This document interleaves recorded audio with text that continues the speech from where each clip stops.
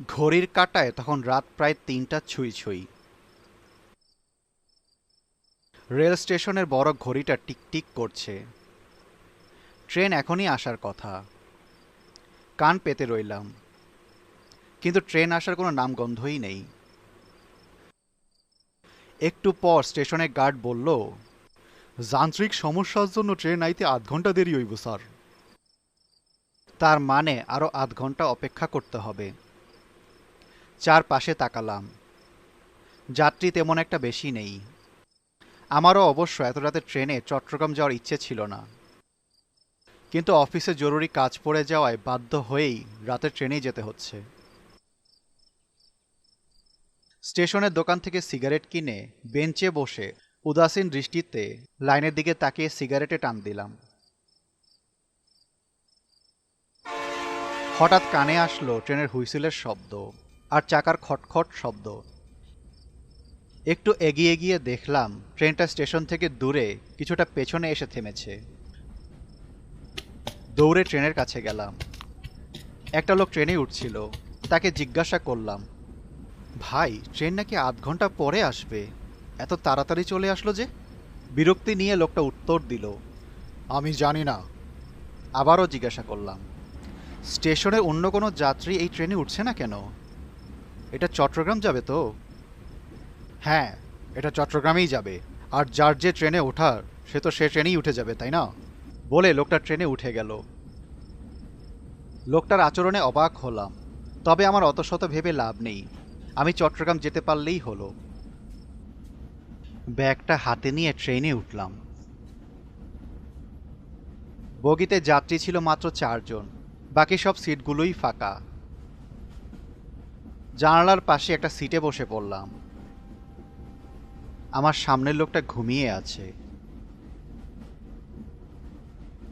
আবছা অন্ধকার পুরো বগি জুড়ে। ট্রেন আবার হুইসেল দিয়ে চলতে শুরু করলো। স্টেশনের সামনে দিয়ে যাওয়ার সময় দেখলাম স্টেশনটা কেমন যেন পুরনো লাগছে।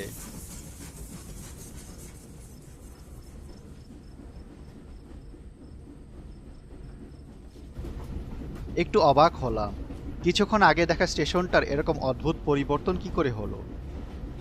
নাকি আমি অন্ধকারে ভুলভাল দেখছি?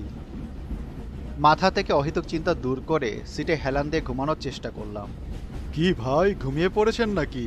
একটু তন্দ্রাভাব আসতেই কারো ডাকে ঘুম ভেঙে গেল। চোখ খুলে দেখি সামনের সিটে বসা একটা লোক আমাকে জিজ্ঞাসা করছে। হ্যাঁ, লোকটা স্পষ্ট স্বরে বলল, ঘুমের রাজ্যে এসে ঘুমানো যায় না, বুঝলেন? আমি ঠিক বুঝতে পারলাম না, জিজ্ঞাসা করলাম, কি বললেন ভাই? ঠিক বুঝতে পারলাম না। লোকটা কথা ঘুরিয়ে বলল, আপনি চট্টগ্রাম যাবেন? হ্যাঁ, যাব তো। রাতের ট্রেনে কেন? দিনেই তো যেতে পারতেন। আসলে অফিসে জরুরি কাজ পড়ে গেছে, তাই আসলাম। আমারও সেদিন অফিসে কাজ ছিল, বুঝলেন? বউ সকালে নাস্তাও দিয়েছিল, কিন্তু খেতেই পারলাম না। কেন? মৃত মানুষরা খেতে পারে নাকি? মানে?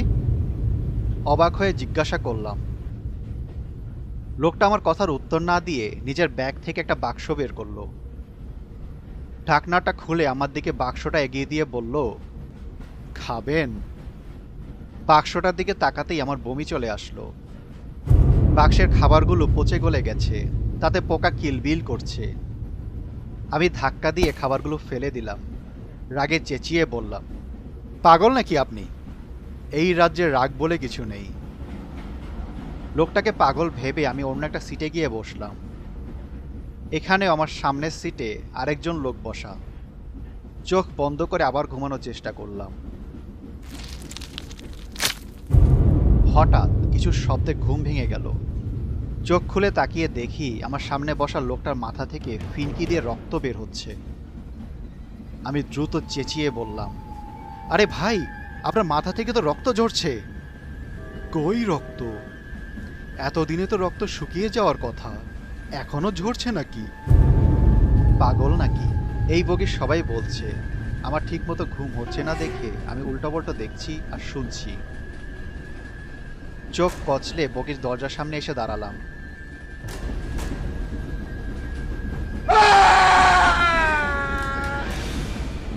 হঠাৎ শুনতে পেলাম বগির ভেতর থেকে আর্তনাদ ভেসে আসছে।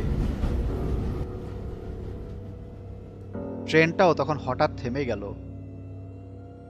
কি হয়েছে দেখার জন্য আমি বগির ভেতরে উকি দিয়ে দেখলাম ভয়ঙ্কর চেহারা দুজন লোক অন্য একজন জ্যান্ত লোকের বুক ছিঁড়ে খাচ্ছে। লোক দুটোর মুখ বেয়ে রক্ত ঝরছে। নিচের লোকটা যন্ত্রণায় কাতরাচ্ছে। আমি আর কিছু ভাবতে পারলাম না। দৌড়ে ট্রেন থেকে বের হয়ে গেলাম। দৌড়ে রেল লাইনের পাশের জঙ্গলের মধ্যে ঢুকে পড়লাম। দুই ধারে গাছ, মাঝখানে ঝোপঝাড় লতাপাতা মারিয়ে আমি একটানা ছুটে গেলাম। কিছু দূর দৌড়ে হঠাৎ হোঁচট খেয়ে পড়ে গেলাম। কিসের সাথে হোঁচট খেলাম তা দেখার জন্য পিছে তাকিয়ে দেখি একটা মৃতদেহ পড়ে আছে। লাশের সাথে হোঁচট খেয়ে পড়েছি আমি। আতঙ্কে বুক কেঁপে উঠল আমার। কি করব ভাবতে না ভাবতেই ট্রেনের হুইসেলের শব্দ কানে আসলো। সেদিকে তাকাতেই দেখি যে ট্রেনে আমি উঠেছিলাম সেটা জঙ্গলে মাঝখান দিয়ে গাছপালা ভেঙে আমার দিকেই ছুটে আসছে। আর ট্রেনের শব্দের বদলে আমার কানে ভয়ঙ্কর গড়গড় শব্দ ভেসে আসছে। মনে হচ্ছে যেন কোনো প্রেতাত্মা প্রচণ্ড রাগে ফুঁসছে। ট্রেন থেকে অনেক মানুষের আর্তনাদ ভেসে আসছে। আমি সামনের দিকে দৌড়াতে লাগলাম।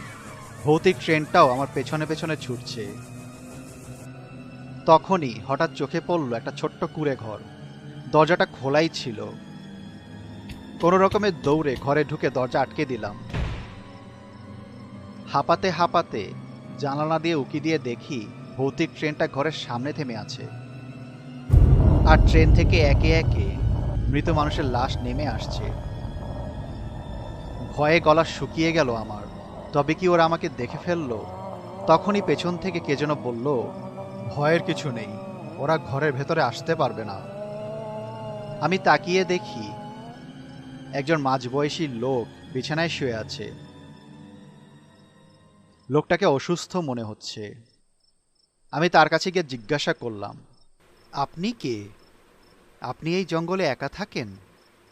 লোকটা উত্তর দিল, আমি স্টেশন মাস্টার শওকত। এটাই আমার বাড়ি। আমার পরিবার পরিজন নেই, তাই একাই থাকি। আমি কাপা কণ্ঠে বললাম, কিন্তু এই ট্রেন তো স্বাভাবিক কোনো ট্রেন না। ট্রেনের ভেতরে সব মৃত মানুষ। আমি ভুল করে ওই ট্রেনে উঠে পড়েছিলাম। শওকত ধীর কণ্ঠে বলল, এটা আসলে এক ভয়ঙ্কর প্রেতাত্মা। মাঝরাতে শিকারে বের হয়। যতজন ট্রেন দেখেছেন সবাইকেও মেরে ফেলেছে। আপনাকেও মারার চেষ্টা করেছিল নিশ্চয়ই। তবে আমার ঘর নিরাপদ। বুঝিনি তো, অনেক বছর ধরে এই জঙ্গলে থাকি। এই ট্রেনের ঘটনা আমার কাছে স্বাভাবিক হয়ে গেছে।